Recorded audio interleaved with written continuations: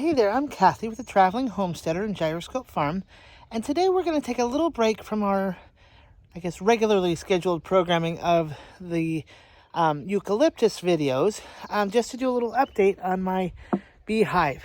And I've been wanting to kind of get into it and check things out, and it is now, just after mid-February, and my suspicions were correct.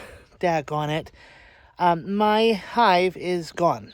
I don't have any more bees in here. And I hadn't been in this nuke box, or the bottom box, almost since I got it, just because I wanted to make sure that the bees were able to do their thing. And clearly, as I get it out, clearly they were able to make comb, and they had things in there, but as you can see, there's a bit of a white thing, and I suspect that's a mold, and I'm gonna have to look into that to find out more about that. But I think for right now that's a bad thing. And unfortunately, there are no bees in my hive, but in my other super, so I suspect that's a not so great thing when you see mold spots on what seems to be perfectly good honey. And there was plenty of honey in the hive, but they're just all dead. They're all gone. And so it could have been mites. It could have been the cold weather we had. We did have a spell of cold weather in January, so it could have been that. So just this last week, I actually was thinking about trying to purchase some more bees for this year, and I think I'm going to go ahead and do that because I actually really do enjoy having the bees and doing their honey. So that's today's update on the bees. Short and sweet. I just wanted to kind of let you guys see progression of the hive. So in an effort to find out some more information about what happened to my beehive, I did a little research online and poking around at some information that I have in some books. And basically, I think what happened to my bees is that they froze. We had a cold spell here, and it ended up, I think, just being too much for them. I did leave them enough food for honey, because there's plenty of honey in the second super on my hive. But I think it was that they just had too much cold weather in this short period of time. The other issue that happened was, as I pointed out, that there was some what looked to be mold on the lower brood box comb, and that was just all empty.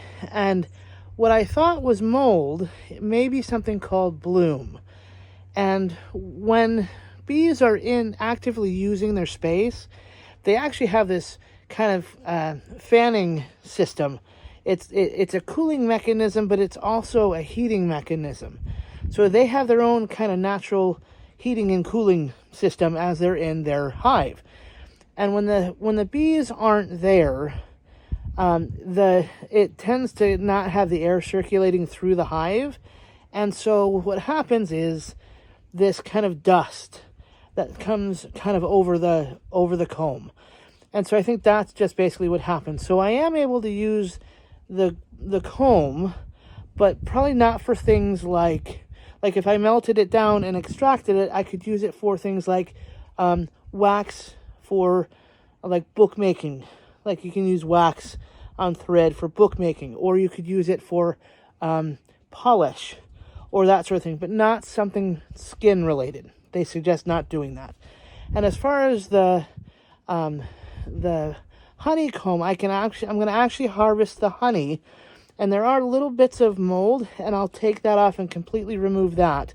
And I can tell by the nature of what it is that there is some mold. And again, that's happened because there wasn't the air circulation in the hive. So I can use and render what I have, which I'm kind of grateful for. But I will be looking to get some more bees this year. I've learned enough and I like it enough that I want to be able to do that some more. So crossing fingers, I'll be able to find some through a local guy that's in the next town over. And so that's what that's going to be as an update on the bees. So thanks for stopping by, and I look forward to seeing you again next time with some more eucalyptus information.